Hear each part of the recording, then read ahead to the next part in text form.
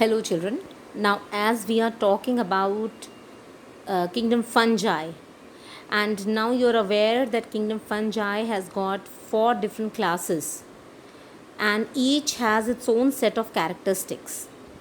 We will take them up one by one, and the first one that we are dealing with is Phycomycetes. Okay, now Phycomycetes, in terms of simplicity, also you say that you're moving from simple to complex when you move from Phycomycetes to Ascomycetes to Basidomycetes and so on. But, anyways, Phycomycetes, these have got few important characteristics to be followed here. First of all, its habitat. Now, habitat, aquatic habitat, could be obligate parasites. The term obligate is known to you as a bio student, I'm sure. Obligate means that something is mandatory. So they are compulsorily living as obligate parasites on plants. Then they might also be living on decaying wood from where they derive their nourishment and nutrition. You must know that fungi are saprophytic or parasitic. So they derive their nutrition either from dead and decaying material.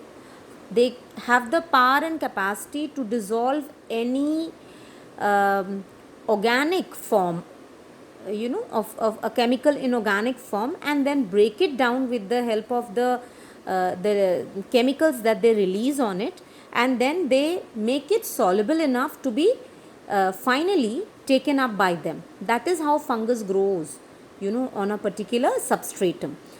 Whatever on whatever thing it is growing, that is known as its substratum, the one that provides it the nourishment, that is the substratum.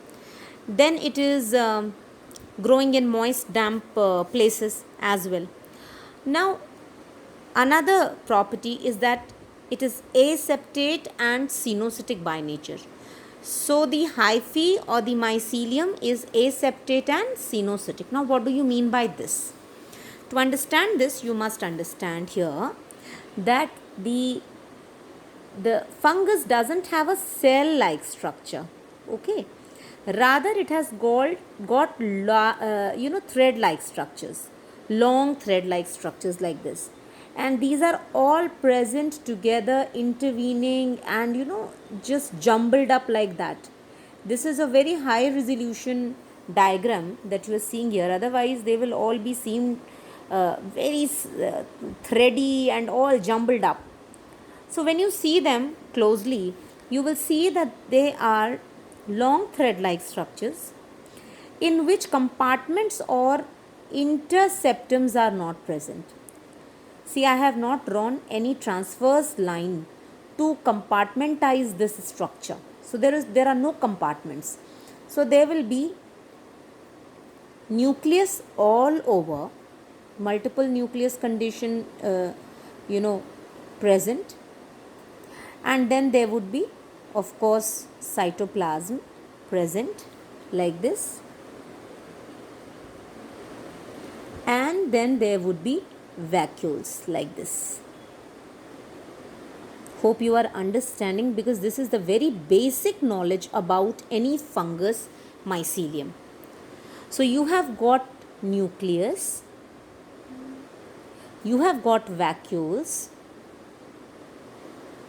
and you have cytoplasm. And since this compartment is a continuous structure, it is known as aseptate. Actually, the term septa term has been used to talk about a hyphae that has compartments in it. So a septate hypha would rather look like this, where the transverse wall kind of structure is going to divide this long compartment into various chambers or compartments, and each one will be provided with one nucleus like this. So this kind of hyphae is and of course cytoplasm and vacuoles are distributed, that is no problem, no issue. So This is septate hyphae because it has got septa or compartments with one nucleus each, and this is aseptate. Now this aseptate condition where you have many nuclei is known as cenocytic. So I have mentioned here cenocytic, as you can read it. It is, now please learn the spelling by learning it as coenocytic. C-O-co-eno, E-N-O and cytic. Otherwise you will always forget any one vowel. So this is coenocytic but pronounced cenocytic. So aseptate means no compartments at all, a continuous long structure full of nuclei, and since it is full of nuclei, many nuclei are present together, it is known as cenocytic. So now you understand what you mean by aseptate and cenocytic, because later on you will come to septate hyphae. This is the developmental phase, and slowly when you will grow your knowledge towards the other classes as well, like Ascomycetes and Basidiomycetes, you will come to know that the mycelia become septate. Alright, now two terms you will keep on listening or hearing or reading when you're talking about fungi, and those two terms are hyphae and mycelium. Now both almost mean the same, it means the thread like structure. When it is in bunch it is called mycelium, and when it is singular at times and it is called hypha. But then again you have plural of hypha as hyphae and plural of mycelium as mycelia. Okay, so you can use these two at your level, you can use these two terms interchangeably, it doesn't matter. So now you are clear with aseptate and cenocytic. Now asexual reproduction. Asexual mode of reproduction is by aplanospores and zoospores. That is why I have written A and Z to tell you that this should remain in your minds, that it is from A to Z.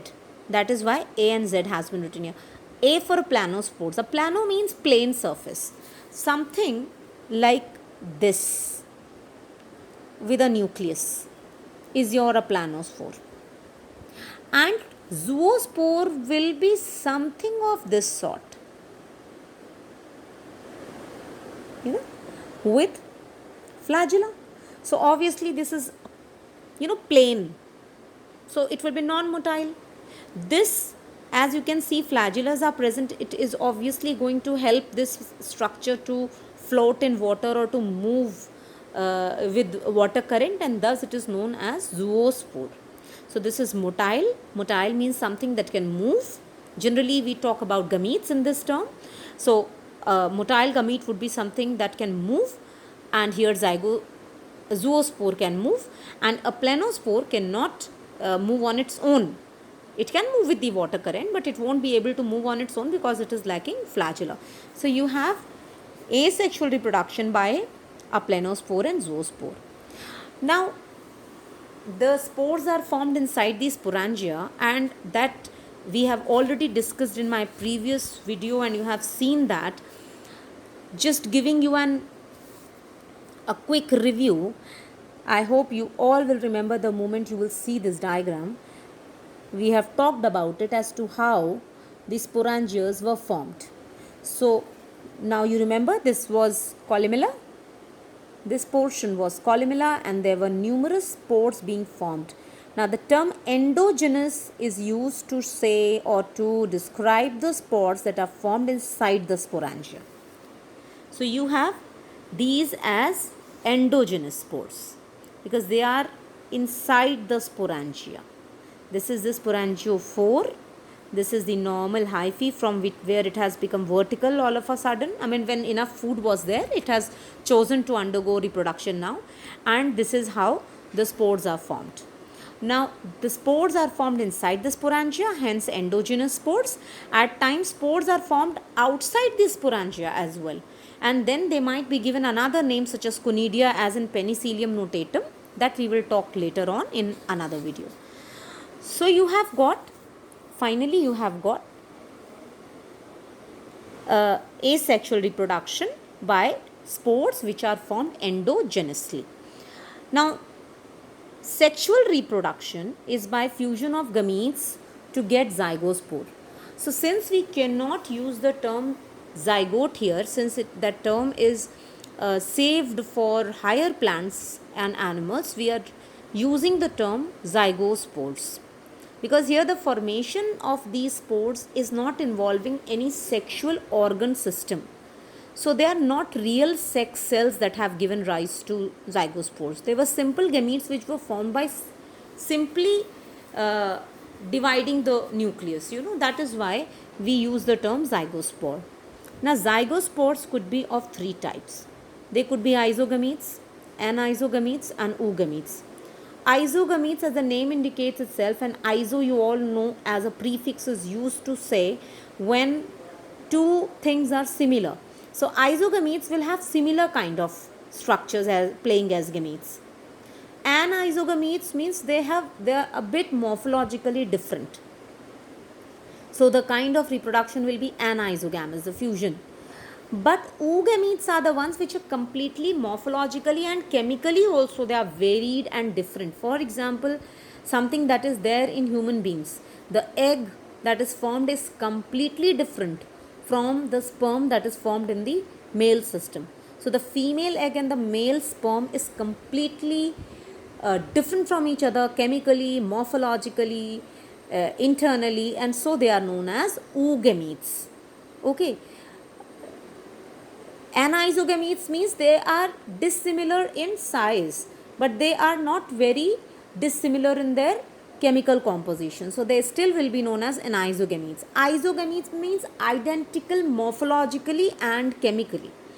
They will be isogametes. So these are the terms that are used in context of zygospores of Phycomycetes. These are the conditions: isogamous, anisogamous and oogamous. Now coming to the last point, that is the example of this. You have to just keep this word in your mind, that is RAMP. R is Rhizopus, A is Albugo, M is Mucor, and P is Phycomycetes. So the P of ramp has RAM as examples, that is Rhizopus, Albugo and Mucor. Hope you have understood this, children. There are other points and aspects also to explore, but the basic idea to understand Phycomycetes is this. Okay, so once it is clear in your mind, you will be able to pick up whatever you try to understand on a larger canvas.